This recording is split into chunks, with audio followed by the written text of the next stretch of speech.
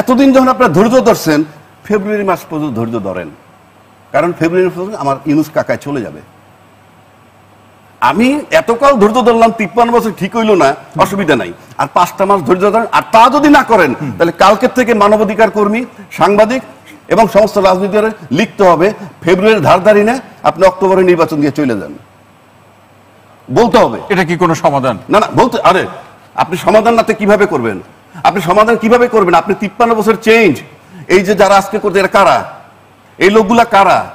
এটা কি নতুন নিয়োগ প্রাপ্ত? কিন্তু যদি রাজ্জাকি ভাই সেই পয়েন্টটা যদি আপনি ধরেন, তাহলে এই সরকারের আমলেই তো বিগত সরকারের এমপি মন্ত্রী অনেকেই তো জামিন পেয়েছেন অসুস্থতা বা বয়স বিবেচনায়। তারা কি জন্য পেয়েছেন? আর একজন মুমূর্ষু রোগী, তাকে হাত করা পরানো অবস্থায়, আমরা যে বিতর্ক বলি, পর অবস্থা অথবা পরানো হয় নাই, সেই অবস্থা কি আসলে এইভাবে কাম্য কিনা? তাকে তো হাত করা ওই জায়গাটা আমি কিন্তু ডিফেন্স দিচ্ছি না, আমি তার পক্ষে বিপক্ষে বলতেছি না। আমরা তো এই বক্তব্যটা পাই নাই যে উনি 75 বছর বয়স, উনি হার্টের রোগী, উনি জামিন চায়, জামিন পান নাই এবং অন্যায় হইতেছে, পত্রিকায় লেখালেখি হয় নাই। আজকে উনি মারা যাওয়ার পর লেখা হচ্ছে। আমি বললাম, আমি তো শুরুতেই বলছি, আমি এই এটা মানবাধিকার লঙ্ঘন, আমি এতে আমার দ্বিমত নাই। কিন্তু পাশাপাশি যখন আপনি এইটা আনেন, যেমন এমন কথা আসছে যে, কথার কথা বলছি, আওয়ামী লীগ ক্ষমা চাইলে মাফ করে দিব, কিংবা জামাত ক্ষমা চাইলে মাফ করে দিব, কথাগুলো আসছে। আপনি যদি গর্হিত অপরাধ করেন, আপনি 30 লাখ লোক মারা গেছে, মা বোনের ইজ্জত গেছে, সেখানে আপনি ক্ষমা চাইলে ক্ষমা করে দিবেন, এই যে টেন্ডেন্সি, এটার মানি তো আমি মানবাধিকার চাই না। আজকে যদি আওয়ামী লীগ মাপ চায়, কালকে সকালে তার মাপ হয়ে যাবে? আমরা যেমন কথায় কথা বলি, ওনাদের কোনো অনুশোচনা নাই, মাফ করলে কি মাফ করে দিব? তার মানে কি আপনি মানবাধিকার লঙ্ঘন করবেন, মাপ চাইলে মাফ করে দিবেন? এই হলো মানসিকতা, এই হলো রাজনীতি। অসংখ্য ধন্যবাদ। আলোচনা লাশের হাতে হাত করা বিতর্ক, আইনের প্রয়োগ নাকি প্রতিশ্রুতি রাজনীতি, ফিরছি আলোচনায়। রাজ্জাকি ভাই, যে প্রশ্নটি দর্শক রেখেছিলেন যে আসলে সবাই দেখলো, শুধু আপনি দেখতে পেলেন না, কি বলবেন এই দর্শকের?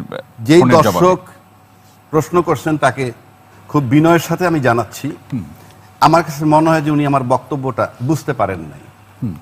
আমি একবারও বলি নাই তাকে হাত করা পড়াই নাই কিংবা হাত করা পড়াইছে, দুইটার কোনোটার তথ্যই আমার কাছে নাই।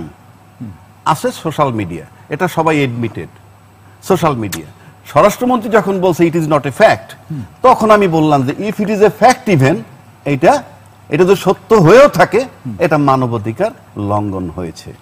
তারপরের বক্তব্যটা আসছে। এখন আরেকটা ব্যাপার, ভিকটিমের কোনো বক্তব্য নাই। উনি যেহেতু মৃত, ভিকটিমের কিন্তু কোনো বক্তব্য নাই। আপনি তখন আওয়ামী লীগের একটা রেফারেন্স দিয়েছেন, সেটাও বলছি, সে ফিজিক্যালি আসছিল ডান্ডা বেরি পরে, সুতরাং আমরা দেখছি। আর এখানে ছবির উপরে ভিত্তি, তো ছবির উপরে ভিত্তি আমি ছবি ডিনাই করছি না। আমি বলছি এটা যদি সত্য হয়ে থাকে, তাহলে এটা মানবাধিকার লঙ্ঘন কঠিনভাবে। কেন বলছি? স্বরাষ্ট্রমন্ত্রী যেহেতু বলছে it is not a fact, কাজে উনি ভুল বুঝছেন। এইবার আসেন, এগুলো কেন হচ্ছে সেই জায়গাটা আমি যাচ্ছি। এই জুলাই আন্দোলনের পরে বাংলাদেশের সবচেয়ে বড় শুভঙ্করের ফাঁকিটা কোথায়? সেখানে আপনি থাকেন।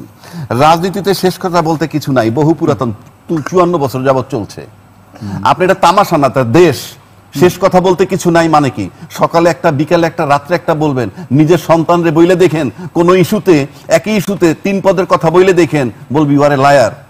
বয়স যদি 20-25 হয়, তাহলে বলবেন don't come to the home. আর আপনি লোকগুলাকে পাইছেন, জনগণরে। আর রাজনীতিতে শেষ কথা বলতে কিছু নাই, সব রাজনৈতিক দলেরা বলে, এবং প্রমাণ করছে কেমনে সেটাও শুনেন। এরশাদ বিরোধী আন্দোলন যখন করে এই দেশে, তখন 3 দলীয় জোট রূপরেখা, সেখানে সাথে ছিল কে? জামাতও ছিল। জামাত কিন্তু তখনও রাজাকার, কিন্তু গায়ের থেকে ঘ্রাণ পাইছে, আন্দোলন করতে হবে এরশাদ বিরোধী। এবং জামাতের সাথে নিয়ে যার বিরুদ্ধে বিরুদ্ধাচরণ করতেছে, সে তো স্বাধীনতা বিরোধী শক্তি নয়।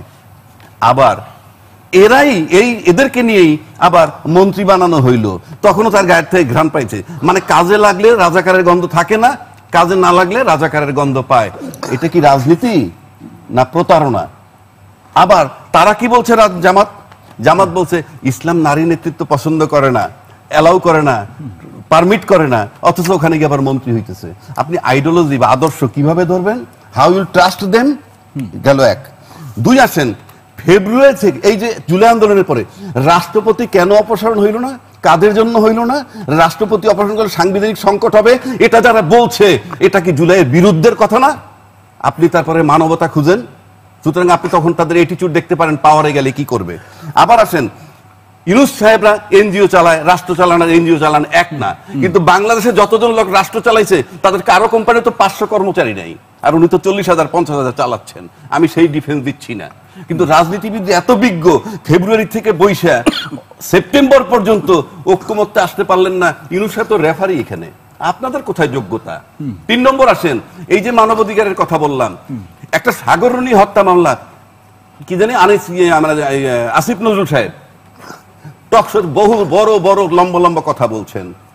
আজকে 14 বছর একটা মামলার পুলিশ রিপোর্ট হয় না। আসমানে বসে রয়েছি আমরা? কোন দেশে আছি আমরা? এটা আপনি কিভাবে ঠিক করবেন? সেই পরিকল্পনা নিয়ে বসা হয়েছিল যে সংস্কার করব, এইটা করব, সেইটা করব। এখন পুরনো সংবিধানে থাকতে হবে। পুরনো সংবিধানের অনেক আগে ফালাই দিছে এই দেশের মানে প্রক্রিয়া করে। কিভাবে বলি, সরকার পতন হওয়ার পর মানে সংবিধান আর কি সরি সংসদ ভাঙার পরবর্তী 90 দিনের মধ্যে নির্বাচন করতে হবে। কোন সংবিধানে লেখা? ওই সংবিধানে। সংসদ ভাঙলো, তারপরে 90 দিন পার হয়ে গেছে, এবং এই 90 দিনের মধ্যে কিন্তু একবার নির্বাচন চাইছিল 7ই আগস্ট। আপনার মনে আছে যে বিএনপি বলছিল কি আমরা 3 মাসের মধ্যে নির্বাচন চাই? কার কাছে? কে ছিল তখন সরকার? আমরা কোন সরকার দেখি না, আপনি কি দেখেছেন তা তো আমরা জানি। আমি বলছি সেটা ইউনূস সাহেব 8 তারিখ ওত নিছেন, আর সেনাপ্রধান কি বলছিলেন 5 তারিখে আমি দায়িত্ব নিলাম, আর 7 তারিখে তাদের বক্তব্য মানে তারা নির্বাচন তার কাছে চাইছেন। ধরে নিলাম যে 3 মাসের মধ্যে চাইছেন, কিন্তু তারপরে যখন তারা আবার ইউনূস সাহেবের সাথে দেখা করে বললেন ডিসেম্বর 25-এর মধ্যে নির্বাচন চাই, এই যে শিফট করলেন কোন সংবিধানে? আচ্ছা, এইটা একটা বলুন, মানে সেই প্রসঙ্গগুলো তো আছে, সেটা রাজনীতি, সংস্কার, বিচার প্রক্রিয়া নিয়ে অনেক ধরনের আলোচনা আছে। না না, সেটাই তো আমি বলছি রাজ্জাকি ভাই, যারা এই ফ্যাসিস্টের দোষর, না না আমার প্রশ্নটা আগে আপনি শুনেন, যে যারা ফ্যাসিস্টের দোষর মামলায় অভিযুক্ত হয়ে কারাগারে আছে, এই ধরনের ফ্যাসিস্টের দোষর এবং তারা যে অন্যায়গুলো করেছে তাতে কি জামিন পাওয়া তার অধিকারের মধ্যে আইনগতভাবে পড়ে কিনা? আপনি একজন আইনজীবী।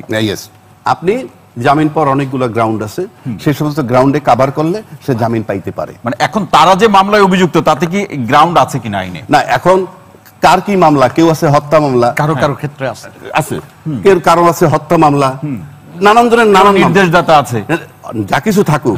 এখন আপনি একটা কথা বলি, কাজটা হচ্ছে না কেন বা হয় কিভাবে সেটা বলছি। অফ দ্য রেকর্ড আমাদের কথা হয়, আমি অনেক চ্যানেলে বলছি, জি সব ব্যর্থতা কিন্তু সরকারকে নিতে হয় আলটিমেটলি। কিন্তু আপনি যদি এই সরকার একটা পার্থক্য আমি করে দিই আপনাকে, যেই রাজনীতিবিদরা আজকে বলতেছে সবাই ইউনূস সরকারকে কোঅপারেট করছে, এই রাজনীতিবিদরা কিন্তু শেখ হাসিনার বিরোধিতা করছে ক্ষমতা থেকে সরানোর জন্য, করে নাই? সবাই তো তাই দাবি করে, হাতে কলমে আমি না দেখি, আমি দেখি নেই মনে করেন, বাট ক্লেম করে। তো যারা 12 বছর ক্লেম করছে শেখ হাসিনাকে সরানোর জন্য, শেখ হাসিনা আরামসে 15 বছর ছিল। জামিনের প্রসঙ্গটা আমি বলতেছি গেলে তো আসলে আমরা বুঝতে পারছি না।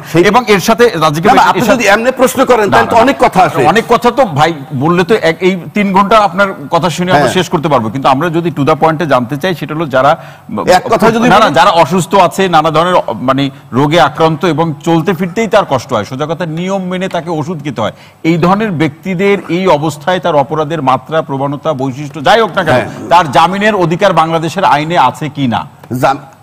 জামিনের অধিকার তো আইনে আছে। জামিন এখন হচ্ছে নাকি রাজনীতির কারণে নাকি প্রক্রিয়া? আমি সেটা এক লাইনে বলে দিচ্ছি, সেটাই বলেন। গত সরকারের সময় যে জামিন পাইতো না সেটা ছিল সরকারের ইচ্ছা। এখন যে জামিন পাইতেছে না, এখানে এই সরকারের কোনো রোল নাই, বরং সেই সরকারই নেপথ্যে কলনাটিনা কাটতেছে, কারণ কোনো পরিবর্তন আসে নাই। বহাল তবিতে সব পাল লোক আছে, ওই একই সিস্টেমে চলছে। কি বোঝা গেল শরীফুল হাসান ভাই, রাজ্জাকিবার যে বক্তব্য, আইনের যে ব্যাখ্যা বিশ্লেষণ এবং গণমাধ্যমের যে প্রেক্ষাপট, কি বোঝা গেল? না, আমি আসলে মানে আইন, সংবিধান, আচ্ছা বাংলাদেশের মানুষ যে রিক্সা চালায়, যে সাধারণ মানুষ সংবিধান খুলে দেখে, পৃথিবীর কোন দেশে সাধারণ মানুষ সংবিধান দেখে? সাধারণ মানুষ কি চায়? সাধারণ মানুষ আমি চাই যে ভাই আমাকে রাস্তায় নামলে পুলিশ বা কেউ আমাকে ধরে নেবে না, আমার নামে একটা মিথ্যা মামলা দিবে না, আমার ক্রস ফায়ার করবে না, আমাকে গুম করবে না। দেখেন, একটা দেশের শুধু কমন 2টা ভিত্তি, একটা মানুষের যদি দেশে মত প্রকাশের অধিকার থাকে এবং বেঁচে থাকার স্বাধীনতা। আপনি এই দেশে মত প্রকাশের স্বাধীনতার নামে আমরা কি দেখছি? ডিজিটাল সিকিউরিটি অ্যাক্ট, আপনি কথা বললেই মামলা। আর বেঁচে থাকার স্বাধীনতা, বেঁচে থাকার স্বাধীনতা পরের কথা, এই দেশে আপনি মারা যাবেন কিভাবে সেটাও ঠিক করা থাকে না। আপনাকে রাষ্ট্র বলেন, এই গত 54 বছরে কোন সময় রাষ্ট্র তার নিপীড়ন মতো ছিল না? 54 ধারা বলেন, নানান কিছু বলেন। এবং এই যে মানে যারা সারাক্ষণ মানে মানবাধিকারের কথা বলে যখন চেয়ারে যান, সেই মানুষটা যদি রক্ষক যখন ভক্ষক হয়ে ওঠে। কিন্তু আমরা কি চাই দেখেন, আমি সাধারণ মানুষ হিসেবে বুঝি, আপনি ক্ষমতায় কোন যান, আপনি পিআর পদ্ধতি যান না কোন যান, সংসদে কোন যাবেন, ওটা আরেকটা ডিবেট। কিন্তু একটা দেশের কতগুলো প্রাতিষ্ঠানিক কাঠামো ঠিক থাকতে হয়, সেটা কি? বিচার বিভাগ।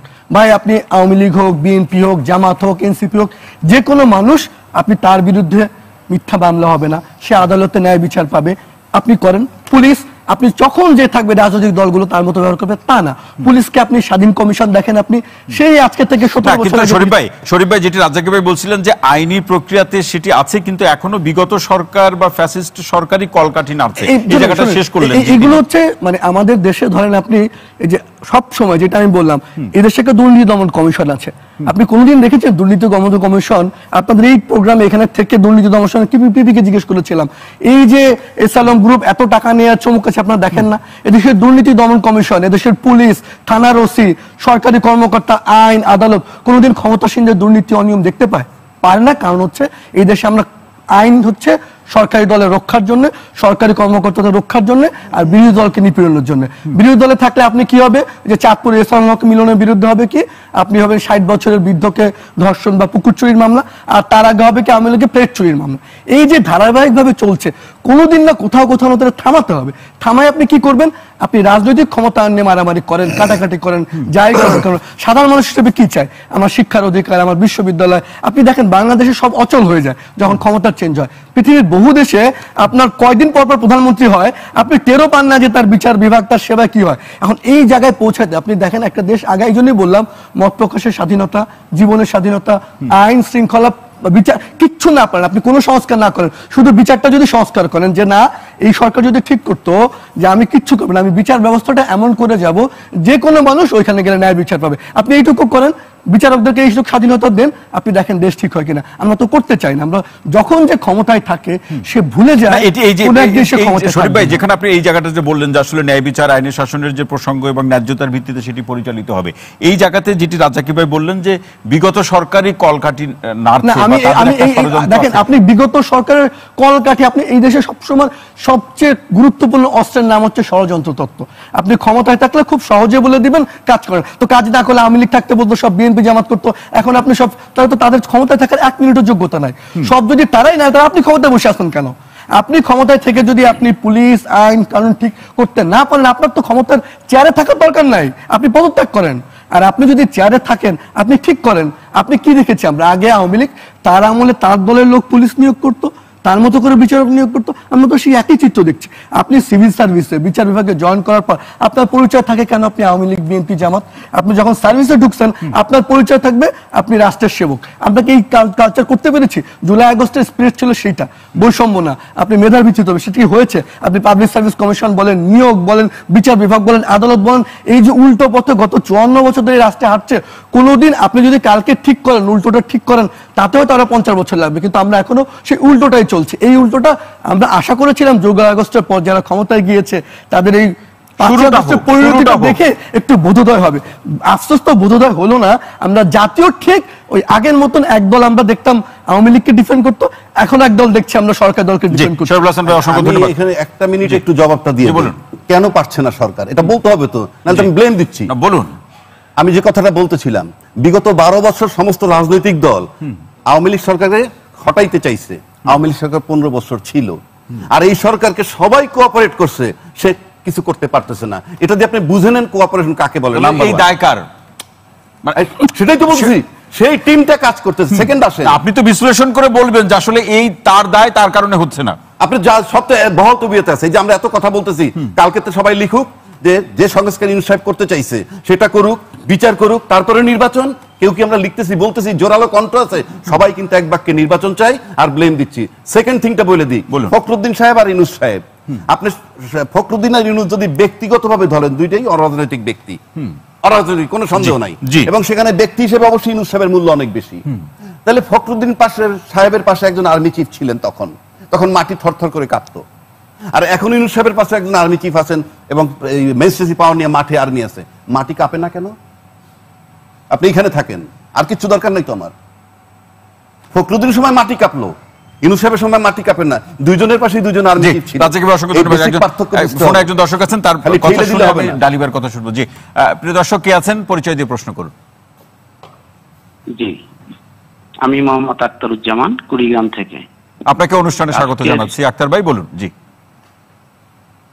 আজকের যে টকশো প্রোগ্রামটি, সেখানে লাশের হাতে হাত করা, আসলে এটি শুনতে একটু খারাপ লাগলেও আমি আপনাদের মাধ্যমে একটু জানতে চাই বা অনুরোধ করতে চাই, সেটি হচ্ছে আইনের পরিবর্তন করে রোগীর হাতে হাত করা নয়। তো যারাই শাস্তি ভোগ করে আসবেন বা হাসপাতালে সেবা নিতে আসবেন, তারা হাত করা পরে নয়, তারা নিরাপত্তা নিয়ে আসবেন এবং নিরাপত্তা নিয়ে যাবেন।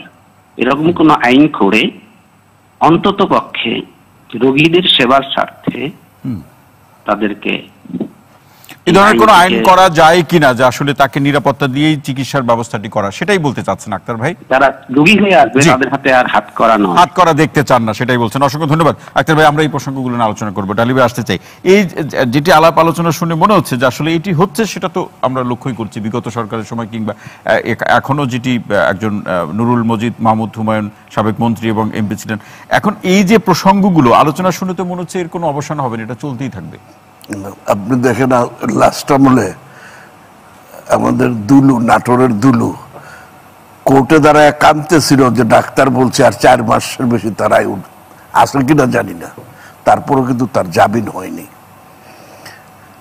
কারণটা কি?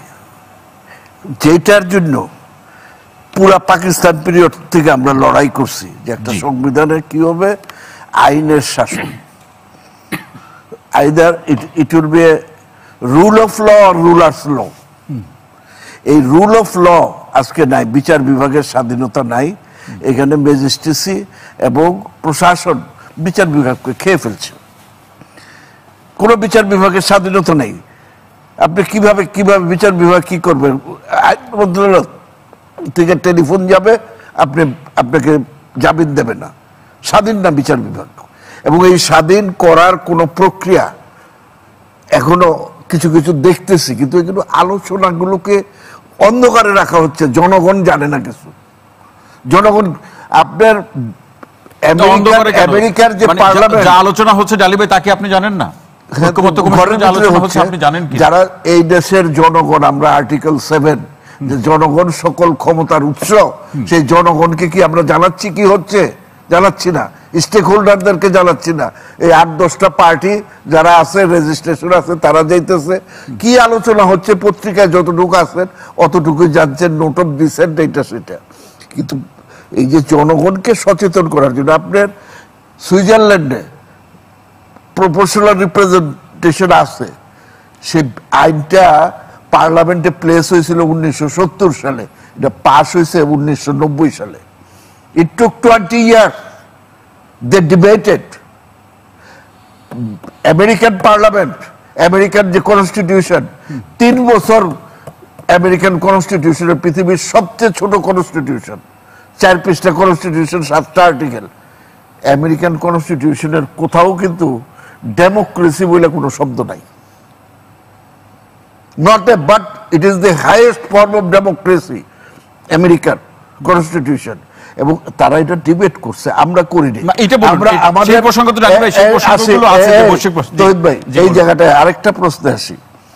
এখন যারা অ্যাডভাইজার আছে, জি, তারা হলো যে মানে কি বলবো, ভাগ্যের সুপুত্র আর কি, কি বলে বরপুত্র।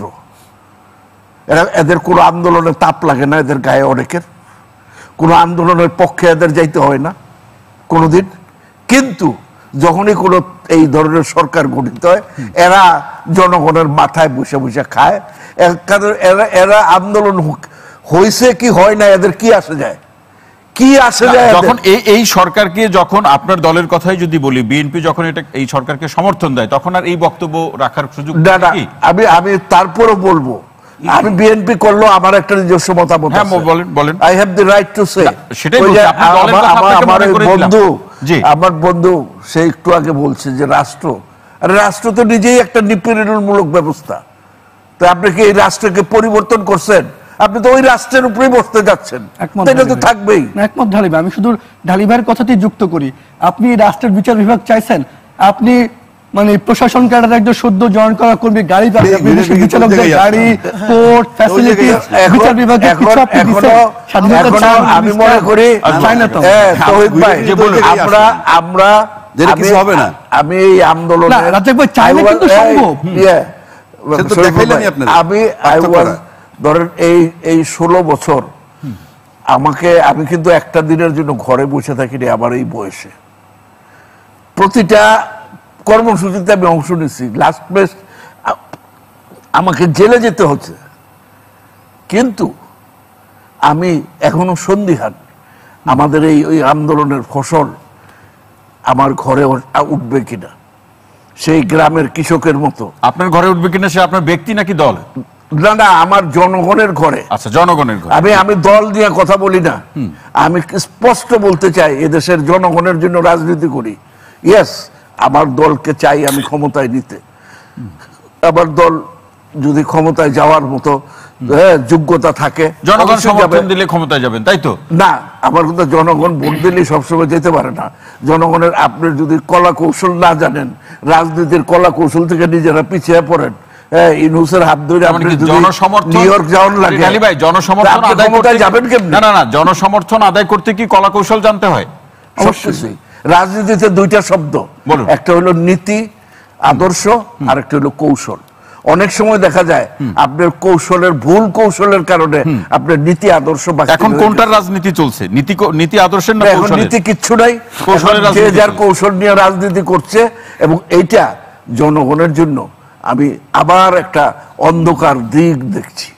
আলী ভাই, অসংখ্য ধন্যবাদ। শেখ ফজলে বাড়ি মাসুদ ভাই, আসতে চাই যে অন্ধকার দিকের ইঙ্গিত দিলেন আমাদের ডালি ভাই, এবং সিনিয়র পলিটিশিয়ান, আমরা সবাই তাকে চিনি, কিন্তু এই জায়গাতে তিনি আশাহত হচ্ছেন ব্যক্তিগতভাবে, একই সাথে দলীয়ভাবে। কিন্তু আসলে এই যে প্রসঙ্গগুলো, আমরা বারবার এই প্রসঙ্গ বা শিরোনামে আসতে চাই যে একজন লাশ বা মুমূর্ষ ব্যক্তি বা অসুস্থ ব্যক্তির হাতে হাত করা কিংবা ডান্ডাবেরি, কোনোটা আমরা দেখতে চাই না আইনি প্রয়োগের জায়গাতেই। এবং আপনার কাছে যেটা উল্লেখ করে দিতে চাই, যে দর্শক ভাই যেটা প্রশ্ন করলেন যে নতুন করে কোনো আইন প্রণয়ন করা যায় কিনা, আপনারা তো 5টি দাবি নিয়ে মাঠে আছেন, এই প্রসঙ্গগুলো কি দাবির মধ্যে অন্তর্ভুক্ত করা যায় কিনা? না, দেখেন, এই যে ঘটনাটা ঘটেছে, এটা আলাউদ্দিন ভাই যথার্থই বলেছে, এটা বিচ্ছিন্ন ঘটনা। এরকম ঘটনা আরো অহরহ ঘটতেছে, অতীতেও ঘটেছে, আমরা জানি না এখনো ঘটতেছে, তো আমরা অনেক কিছু জানি না। তবে একথা সত্য যে বর্তমান সরকার তারা যে পরিকল্পিতভাবে এই ঘটনাটা ঘটিয়েছে, এটাও আমার কাছে মনে হয় না। কারণ এজন্য, কারণ এই সরকারের আমলে আমরা সেদিন রিপোর্ট এসেছে, এই ফ্যাসিস্টের 70% আসামি জামিন হয়ে যাচ্ছে। এবং আপনারা দেখলেনই, জামিন হয়ে যাচ্ছে, সেটা কি গোপনে কেউ জানে না? গোপনে জামিন হয়ে যাচ্ছে, কোর্ট থেকেই তো হচ্ছে। হ্যাঁ, সেটাই তো। নানা কৌশলই হচ্ছে, নানানভাবে হচ্ছে, আমাদের আইনে ফাঁকফোকর দিয়ে হচ্ছে। এবং যারা সেই সময় এরভাবে কাউকে ধরে জামিন হচ্ছে, এটাও আছে, হতেও পারে। আচ্ছা। আরো নানানভাবে যারা অত্যাচার করেছে, তারা আপনার ক্যান্টনমেন্টে আশ্রয় পেয়েছে, আরো যা যা হচ্ছে আমরা দেখতে পাচ্ছি। তার মানে হলো ফ্যাসিস্টরা কিন্তু নানানভাবে সুবিধা নিয়ে যাচ্ছে। সুবিধা যে তারা পাচ্ছে না তা না, এটা একটা ঘটনা যে কোনোভাবে হয়েছে, কিন্তু এটা আমাদের কারোর কাম্য নয়। আমাদের যে সিস্টেম আছে, সেই সিস্টেম অনুযায়ী আমরা এটা আছে হয়তো, কিন্তু এটা আমাদের কারো কাম্য নয় যে একজন মৃত্যুসজ্জার মানুষ তার হাতে হাত করা থাকুক, এটা আমাদের প্রত্যাশিত না। কিন্তু বিষয়টা হলো যেই জায়গায়, সেটা হলো যে আমরা কি পরিবর্তনের দিকে যাচ্ছি কিনা, আসলে সেই জায়গাটাই আমাদের সন্দিহান। আমি ডালিবার সাথে যথার্থই একমত, আমরা কিন্তু সেই অন্ধকার থেকে আলোর দিকে যাচ্ছি না, সে জায়গার জন্য যাচ্ছি না, যে এজন্য ঢালি ভাইদেরকেও কিছু দায়িত্ব নিতে হবে। যেমন একটু আগে ঢালি ভাই যেরকম বললেন যে পাকিস্তান আমলে তারা পার্লামেন্টে আলোচনা হয়েছে সংবিধান নিয়ে, এবং আমাদের এই 56 বছরে আমরা পার্লামেন্টে সংবিধান নিয়ে আলোচনা করতে পারি নাই, কারণ আমাদের সেই পার্লামেন্টে সেই ব্যক্তিগুলি নাই। আমাদের এখানে মমতাজ আছে, গান গায়, আরো অনেকে ছিল। তো বিষয়টা হলো, আমরা এখন যে নির্বাচন প্রক্রিয়াটা যাচ্ছি, এজন্য ইসলামী আন্দোলন 5 দফা নিয়ে আন্দোলন করছি। আমার ভাই কিন্তু এটাও বললেন যে পিআর নিয়ে পিআর কেউ বোঝে না, এই কথা ভাই কিন্তু বললেন, ডালি ভাই বলে গেলেন। আচ্ছা, আপনি বলেন যে আগের যে সিস্টেমে নির্বাচন, ওই নির্বাচনে একজন ভালো লোক, আমরা বিগত সময়ে কয়জন ভালো লোককে সংসদে পাঠাতে পেরেছি? নির্বাচন এখানে যারা আছেন অনেকেই করেন, আমি নিজে অনেকবার নির্বাচন করেছি, আমি জানি বাংলাদেশের নির্বাচনে যদি আপনাকে জিততে হয়, আপনার পেশি শক্তি লাগবে, আপনার পেছনে মাস্তান লাগবে, আপনার কালো টাকা লাগবে। মাসুদ ভাই, পিয়ারের প্রসঙ্গটা নিয়ে আমরা এর আগে আলোচনা করেছি, প্রয়োজন হলে ভবিষ্যতে আলোচনা করব। আমরা এই জায়গাটাতে থাকতে চাই, নতুন করে আইন প্রণয়ন করা এবং এই জামিনের প্রসঙ্গটা নিয়ে আপনারা কথা বলবেন কিনা? হ্যাঁ, আমি শেষ করে দিচ্ছি যেটা বলতেছিলাম, যে এই যে আমরা যদি চেঞ্জ করতে চাই, তাহলে তো আপনাকে ভালো মানুষকে যাওয়ার রাস্তাটা করে দিতে হবে। ভালো মানুষদের পেশি শক্তিও থাকবে না, কালো টাকাও থাকবে না, মাস্তানও তারা পালতে পারবে না। কাজে তাদেরকে যাওয়ার রাস্তাটা কিন্তু আমরাই বন্ধ করে দিচ্ছি। দ্বিতীয় বিষয় হলো এই যে আমরা এই যে হাত করার যে রাজনীতি, এটার থেকে বেরিয়ে আসতে পারবো কিনা, সেটা পারবেন কিভাবে? আমরা দেখলাম যে সরকারি ক্ষমতায় যায় সেই পিএসসির নিয়োগকর্তা, সেই দুদকের নিয়োগকর্তা, সবকিছুতে সেই নির্বাচন হলে কি তারা? আমি বলছি না, আমাদের যে সংস্কারের যে কথাগুলি হয়েছে সেই জায়গায় তো এই এনসিসি গঠনের ব্যাপারে যে প্রস্তাব কমিশন দিয়েছিল সে জায়গায় নোট অফ ডিসেন্ট দিয়েছে কারা? বিএনপি দিয়েছে। বিএনপি তো আটকে দিচ্ছে, ভেটো পাওয়ার দিয়ে তারা আটকে দিচ্ছে, না আপনি এটা করতে পারবেন না। আবারও যেই ক্ষমতায় যাবে সেই এগুলিকে মোবিলাইজ করবে, তার হাতেই কুক্ষিগত থাকবে, আবার আমরা সেই জায়গাটা। তার মানে আপনি মনে বলছেন যে পরিবর্তনের ক্ষেত্রে বিএনপি বাধা দিচ্ছে? বাধা দিচ্ছে যে কারণে বিএনপি কিন্তু বাধা দেয়নি। বিএনপি সঙ্গত কারণে আইনগত প্রশ্ন উত্থাপন করেছে। অর্থাৎ আপনারা কেউ কেউ বলছেন যে প্রেসিডেন্টের দিয়ে কি বলে অধ্যাদেশের মাধ্যমে, অর্ডিন্যান্সের মাধ্যমে। আমি একটা উত্তর দেই। আপনার কি একটা দেশের সংবিধান যখন থাকে তখন কি প্রেসিডেন্টের অর্ডিন্যান্স দেওয়ার কোনো ক্ষমতা থাকে? অনেকবার অতীতে হয়েছে। আমি একটা কথা হয় না, যখন সংবিধান স্থগিত ছিল। আমি ইতিহাস বাদ আই টেল ইউ হুজুর, আমি যাইটা বলছি সংবিধান তখন স্থগিত ছিল, এখন কিন্তু সংবিধান আমি বলি এই কারণে বিএনপি বলছে যে আপনি আমাদের সাথে চুক্তি করেন, আমরা পরের পার্লামেন্টে গিয়া এটা আলোচনা করে করব। বিএনপি নিষেধ করে নাই। শুনেন, আপনারা মূল ব্যাখ্যা দিয়ে কি আছে না আছে, মূল ব্যাখ্যা দিবেন। নোট অফ ডিসেন্ট তো দিয়েছে। জি বলুন। তো আমার কথা আমি শেষ করি ভাই, আমাকে শেষ করতে দেন। আমি শেষ করতে দেন। আমি বলি, ভাই তো বললেন ওই কথা, আমি ইতিহাসে যাওয়া দরকার নাই। ইতিহাসে অনেক ঘোলা পানি আছে, অনেক কিছু আছে। আমি বলবো এরকম, উনি বলবো এরকম, আমার সে জায়গায় যাওয়া দরকার নাই। এটা হবে কেন? আমি যাচ্ছি না। আমি কারেন্ট অপশন বসেন, আমি ইতিহাস একদম একটাও কারেক্টলি বলে যাব। আমি আপনাকে এখন ঘন্টার পর ঘন্টা আপনাকে কারেক্টলি বলে যাব। আপনি কারেক্ট বলতে পারেন, আমি জানি আপনি একজন প্রবীণ রাজনীতিবিদ।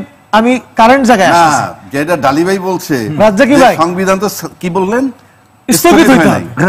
সংবিধান যদি বিলুপ্ত হয়ে যায় থাকে তাহলে তখন কি হবে? বিলুপ্ত তো করে না কেউ, না সে তো পালায়ে গেছে। সংবিধানে কি বলা আছে পালায়ে গেলে কি? আমাকে একটু বলতে দেন। কেন আসি শুনে আসি মাসুদ ভাই কি বলে? আমি একটু বলি। বলেন। শোনেন, সংবিধান আছে না নাই সেগুলি প্রশ্ন বিতর্ক করা যাবে। আমি যে জায়গাতে যাই সেটা হলো ঐক্যমত কমিশন আমাদেরকে স্প্রেডশিট দিয়েছে না, সেইখানে এই প্রস্তাবনাগুলো বাস্তবায়নের যে 6টা অপশন দেওয়া হয়েছে, এই 6টা অপশনের 3টাই আছে হলো, 4টাই আছে হলো আপনার নির্বাচনের আগে এই পদ্ধতির মাধ্যমে বাস্তবায়ন করা হবে। আমি আইনের ছাত্র না, আমি আইন নিয়ে কথা বলছি না। আমি যেটা বলতে চাই, আর 2টো আছে হলো নির্বাচনের পরে হবে। আমার প্রশ্ন হলো, বিএনপি এখন যেটা বলতেছে, ঢালি ভাই যেটা বললেন, আইনের কথা বলেছে যে এটা এখন করতে পারবেন না, আইনে বাধা দিবে। আমি এখন প্রশ্ন করতে চাই, যদি তাই হয় তাহলে ঐক্যমত্য কমিশন আমাদেরকে এই 6টা অপশন বাস্তবায়নের জন্য কেন দিলেন? তাহলে আমরা এই 6টা অপশন কমিশন আমি বলি কথা শেষ। আবারও হুজুর আরেকটা প্রশ্ন আপনারা দিয়ে দেন। আমি উত্তরটা আমার কথা শেষ করতে দেন। সংবিধান আছে, অর্ডিন্যান্স করলেন, যদি কেউ কোর্টে চ্যালেঞ্জ করে যে অর্ডিন্যান্স আপনি কেমনে করলেন, আপনি কি সংবিধান অনুযায়ী যাবেন না অর্ডিন্যান্স? আমার কথা এই জায়গায়। এখন আপনি 5 মাস ঐক্যমত্য কমিশনে চা খেয়ে নাস্তা খেয়ে আমরা এতগুলো ডিসাইড করলাম, কেন এই 6টা পদ্ধতির যে কোনো একটাতে আমরা বাস্তবায়ন করব, টিকমার্ক দেওয়ার জন্য দেওয়া হয়েছে। 5 মাস শেষ হয়ে গেল, এখন বিএনপি বলতেছে যে এটা করতে হইলে ওইটা লাগবে, ওইটা করতে হলে ওইটা লাগবে। তাহলে কেন আপনি প্রথম দিন দাঁড়িয়ে বললেন না স্প্রেডশিট আগে ঠিক করেন? 1। 2 নম্বর হলো, কেন আমাদেরকে রাষ্ট্র স্প্রেডশিটের মধ্যে ধোঁকা দিল যে এই যে 4টাতে আমাদের আইনে কভার করে না, এমন 4টা অপশন কেন রাষ্ট্র আমাদের? আপনি বলছেন যে এই প্রেক্ষাপটগুলোর কারণে এখন প্রতিশোধের রাজনীতি চলছে। আমি বলতে চাই হলো, অবশ্যই ডিসাইড করা যাবে এখন, এটার জন্য আমাদেরকে পরে যেতে হবে না। সেই জায়গায় আমাদের রাষ্ট্রের অনেক সমস্যা। মাসুদ ভাই অসংখ্য ধন্যবাদ। আলোচনা মোহাম্মদ আসছে আপনার কাছে প্রশ্নটি এরকম যে আমরা রাজনৈতিক দলের সরকারের সময় দেখেছি সবকিছু নিয়ন্ত্রণ শরীফ ভাই, এবং আমরা সেটা জানি। শরীফ ভাই স্পষ্ট করে উল্লেখ করলেন যে সবকিছু বিচার অঙ্গন থেকে শুরু করে ক্যাঙ্গারু আদালত, নানা বিশেষণ আমরা দেখেছি নিয়ন্ত্রণ করার।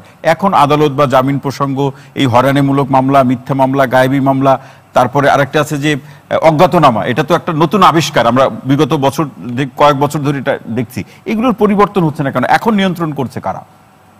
এই এই আলোচনা ইতিমধ্যে হয়ে গিয়েছে। আমার মনে হয় আমরা বারবার একই প্যাচে ঢুকতেছি, নতুন কিছু আসছে না। একটু শুনে যে এখন নিয়ন্ত্রণ করছে কারা? এখন মূলত আপনি যদি দেখেন নিয়ন্ত্রণ কারা করছে, আইজিপি সাহেব একটা কথা বলছেন যে ওনারা আসামি গ্রেপ্তার করে দেন তারপর ছাড়া পেয়ে যায়। তো আপনি যদি ওই কথা রেফারেন্সে দেখেন, আইজিপি আসলে এটা পাবলিকলি বলতে পারেন না, উনি যদি এরকম ঘটেও থাকে বলতে পারেন না, কিন্তু তার বলার পিছনে নিশ্চয়ই এখানে একটা আমরা যেটা বলি যে প্রাতিষ্ঠানিক যে সমন্বয়হীনতা আছে। হ্যাঁ, আপনার ধরেন এখানে পুলিশের কাজ না, তিনি তো একটা বলেছেন, মানে কি তিনি তো এটা সতর্ক হয়ে বলেছেন এবং একটা মেসেজ দিতে চান। না না, আমাদের যে জায়গাটা হলো যে রাষ্ট্র, আমরা প্রত্যাশা করি যে রাষ্ট্রের প্রতিষ্ঠানগুলো একটা বডি হিসেবে কাজ করবে। হ্যাঁ, রাষ্ট্রের যে বিভিন্ন প্রতিষ্ঠান সবগুলো মিলে সমন্বয় করবে। এবং এখন যে ইন্টারিম গভর্নমেন্টের চিফ অ্যাডভাইজার আছেন অথবা অন্যান্য সময় যে সরকার প্রধান থাকবেন, তিনি আসলে এখানে এই বিষয়গুলোকে দেখভাল করবেন যে এগুলো সবগুলো ঠিকঠাক মতো কাজ করছে কিনা এবং ওনার রোল পালন করবেন। এবং প্রতিটা আপনার সাংবিধানিকভাবে প্রতিটা প্রতিষ্ঠান আবার সঠিকভাবে দায়িত্ব পালন করছে কিনা তার জন্য আবার ন্যায়পাল নিয়োগ করা হবে যে সে সঠিকভাবে কাজ করছে কিনা।